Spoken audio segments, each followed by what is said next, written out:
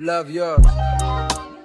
I've sold over $500,000 on Amazon FBA in the past 7 months, and as you can imagine, I've been hit with it all. IP complaints, CSM reviews, authenticity complaints, and these are all things that every new Amazon seller is always scared about hitting their account because they don't know how to beat it. And I can tell you right now, the reason I'm in my warehouse right now is because I beat those cases. So as you can imagine, I'm going to be going over exactly how people get these things and how you can beat them so that you can have your account health at 100% and make sure you have a healthy Amazon business. All right, so we're just going to start off with the authenticity complaint side of things. A lot of sellers tend to panic when they get hit with these, like, oh my God, I'm gonna die, the world's gonna end. No, it's really not that serious. This is why you gotta make sure you're always organized though. That's the biggest thing. That's why I say to all of my students, make sure that we're tracking all of our receipts. I have a way about going about doing that. It's very simple. And the reason why I have that is because anytime I get an authenticity complaint, I can go in that folder and I can search up directly the name of the product that's being complained about from a customer. And that's all you need to beat the complaint, right? So if I go right here, I'm actually dealing with one right now. So it's a perfect example. You can see right here on my screen, on my health account, my health account rating is not the best right now. I'm working on it. Product authenticity complaint, right? So for example, I didn't necessarily get a product authenticity complaint, but I got something similar to that, which is a product condition customer complaint. So, and I believe the customer actually told me, yeah, no, they did say it was inauthentic. So I guess in this case, it wasn't inauthentic. And in this case, the product is, the action taken is the listing's at risk of removal. And pretty much it's very simple. So all we want to do, we want to make sure, like I said, we have a receipt. So when you get these kind of complaints, it's very simple. All you're doing is submitting information to Amazon, proof of purchase, pretty much showing that you actually bought that exact product that customer is saying otherwise you didn't, right? That they're pretty much saying that you didn't buy that product, legitimately, or there's something wrong with it, or X, Y, and Z, whatever. It fell off your 70-foot mansion and now it's burning, and it arrived to them burnt. Like, no, they're trying to just screw you at the end. Make sure, like I said, you want to show Amazon that you did buy it legitimately, and that comes with, like I said, being organized, having the receipt. So all you do is, submit your information. I'm actually taking a screenshot, not taking a screenshot, but I'm actually downloading the receipt as a PDF. If you go to your email and you pull up that receipt, you're gonna just, command print, right? You're gonna print it, right? Print it, and instead of actually printing it, you're gonna save it as a PDF, because Amazon likes to accept nothing really but PDFs. They do accept some other forms of, images and whatnot, but PDFs is the best way to go about things. It's more professional, and it's a better way to kind of present your case. So definitely submit them a PDF, and it's simple. Submit them a PDF, the product, and I would even create a Google Doc, right? I would create a Google Doc on Google Docs, and I would literally type out, hello, I'm contacting you from, your company name. We got an authentic or a condition complaint from a customer regarding the ASIN, blah, blah, blah, blah, blah, right? Whatever product you're dealing with. After that, here I'm presenting documentation of proof of purchase, showing that I did buy my products legitimately. I did buy them in brand new condition as well. And having that Google Doc there, shows not only you're legitimate, but shows you're serious. And I would put that actually all in the one PDF. I would save that, and I would save your receipt. I'd combine it into a PDF, and I would submit that to Amazon on one PDF. And honestly, that's how I beat almost every case. It's very simple. That's for product authenticity complaint. That's pretty much it for the authenticity complaint. Very simple. It's not the end of the world. Just make sure you have your receipts. Don't have your receipts saved down? Well, you're gonna have to dig through some piles of receipts and information. And at the end of the day, like, I know guys that they'll buy the inventory again and they'll edit the photo and do a little bit of this and that to kind of submit that information instead. I don't think anybody should do that, just because, like, by any means Amazon can search up your order, right? Because in that invoice you're showing your order number, you're showing actual information, and if they do pull that up and they do see that you're pretty much lying on it, there goes your account. And if you haven't been hit with one and you haven't been saving your receipts until then, I'm not going to guarantee it, but I am going to say 99% chance you're going to get hit with it. That's what I'm saying. At the end of the day, make sure you guys do have that information saved at all times, and you're actually organizing all your orders, all your purchase orders, right? So that when the time comes, it's a piece of cake, right? Pull it up, submit it with the invoice, with the letter, like I said, like the template that I gave you guys for Google Docs. Very simple. And I understand the policy and have evidence or documentation to submit for review to confirm my compliance with the policy. I'm going to obviously choose this one, because if I choose the first one, that's pretty much me folding and be like, yeah, I guess remove it, or, I'm wrong, and the thing is, I know I'm not wrong. I know the customer's tripping. I know I bought the right product. I know I sold the right product. I know I sold it in brand new condition. So I'm going to actually represent my case. Choose the second option right here. What fulfillment chain are you using to deliver the ASIN method above? And it's asking me to select the primary reason why you believe the removal of your ASIN was done in error. I would just pick, customer purchase error, customer complaint error, right? Customer complaint is the product different than ASIN. Yeah, so I would pick that one. Okay, cool. Customer complaint is about a product different than the ASIN enforced, right? So the customer is complaining that I sent them a completely different product, right? Which is not true at all. So in that case, and that refers to product authenticity complaint. That's what that is. Authenticity means that you're not sending authentic products to them. You want to submit right here, drag, drop files, whatever. You want to submit actual receipts and invoices of you buying that product legitimately. And the key here is you want to spam Amazon with them, right? You want to spam it to them. You want to submit it multiple times until they approve you. you. You know, Amazon's a volume game. I guarantee you're not going to beat it the first time, and if you do, hoorah, inevitable. It's a volume game. So as long as you keep, reinforcing that invoice over and over to them, they're going to eventually submit it and get tired of you and be like, all right, this guy's consistent, he's persistent, he's giving us the good documentation. I feel like if you were to spam them 5 times, I guarantee that they're only going to look at 1 of the 5 or 2 of the 5 things you sent them, which shows you like they don't really care. So you got to make them care. You got to actually spam them. You got to submit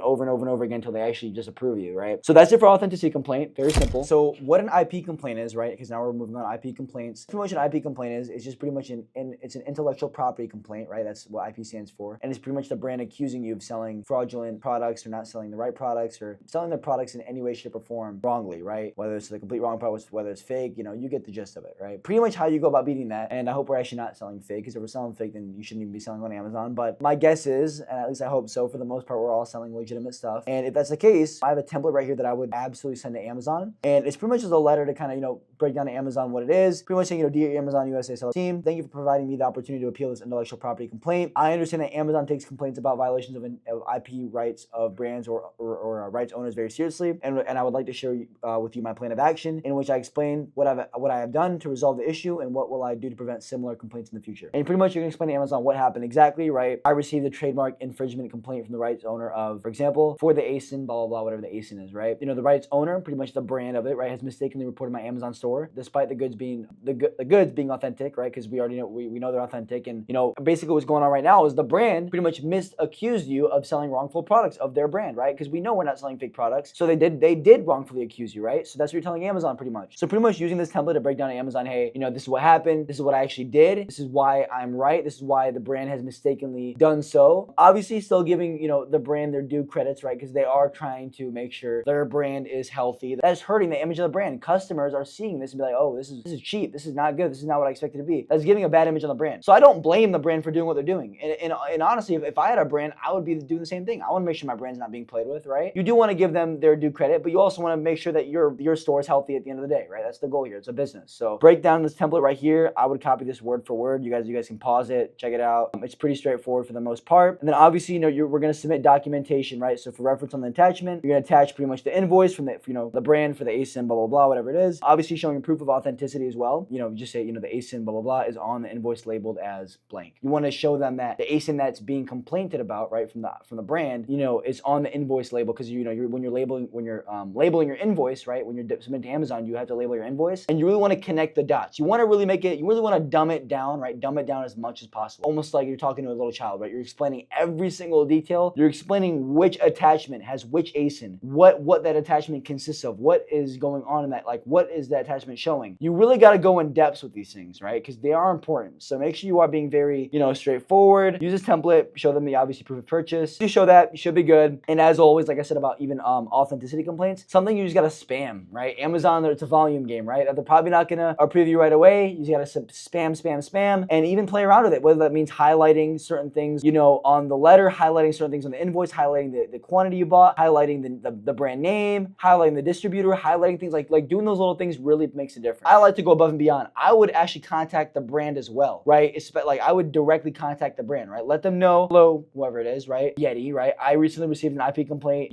showing the ID on Amazon from your company, right? You really want to break down to them where the IP complaint from, what Amazon, from Amazon and all that good stuff, right? Like I said, being very descriptive and pretty much breaking down to them, saying, I'm emailing you, to see if you could explain why the violation was given to us and to hopefully mutually resolve this issue, right? Because we do want to resolve this issue and we want to make it mutually beneficial for the both of us. Even if that means sending the company, the brand, proof that we bought it from a local, an authorized distributor, so that they can actually see that for themselves and contact Amazon in regards to our account. You want to tell the company, any listings we have of you has been deleted completely. We are not selling any of your products for the respect, pretty much, of what you guys marked on our account. Contacting the brand, I think, goes a long way. It's helped me a lot in my case as well. Not something that I would say is 100% necessary, or I would say needed, but it definitely helps a lot. I don't see why you shouldn't, right? You got a template right in front of you. Like, pause the video, you got a template right here, right? So IP complaints, very easy, not very easy, but very common, I should say. IP complaint, like warning, I guess I should say, or like a label on Sunline that'll tell you, that's the cool thing about Sunline, is they'll literally tell you exactly, product has a history of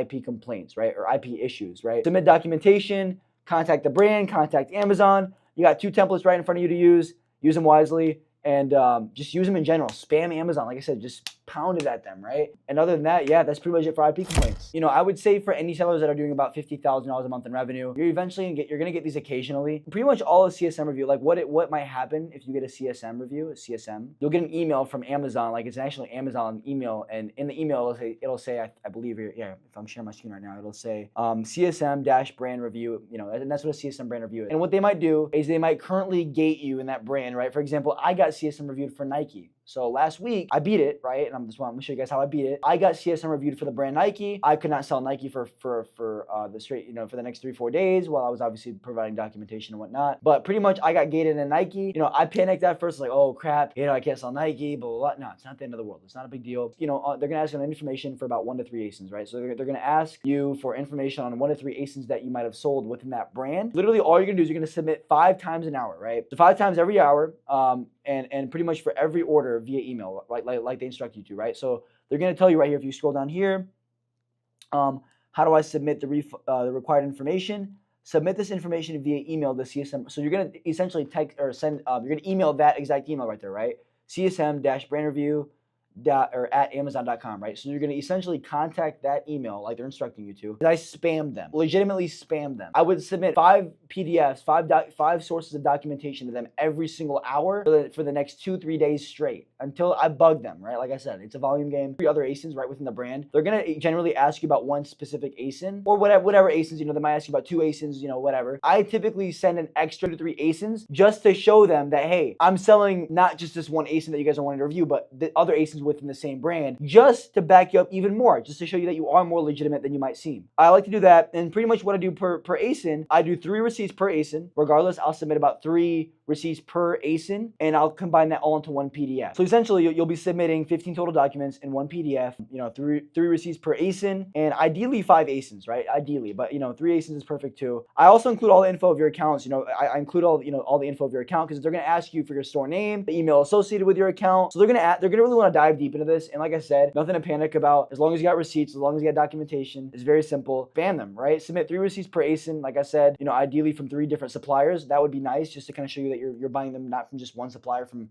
multiple different sources. When it comes to putting information of your account, I like to put it nice and neat, professional. You know, you can split test it, sending 1 combined PDF and also the PDF per each ASIN separate. And this is actually what I did, right? So I'm contacting Amazon, and I would say ASIN review. That's what I would put for the subject. And I put the ASIN, right? Whatever the ASIN is. And then I would put my, you know, my store name. So store name, whatever my store name is, my email associated with store, right? Whatever your email is. And then I even put messages in there. I would even say, for example, like, hello, I'm contacting you today from, you know, your company name. Here I have documentation of the ASIN in which is requested reviewed upon, and then I would put the ASIN, right? And in this documentation, and you want to elaborate what's in the documents, right? How many units have you sold? What is in the PDF? You know, what is, because like I said, you want to submit pretty much 15 documents in all 1 PDF. Pretty much going to say, and in this documentation, I have proof of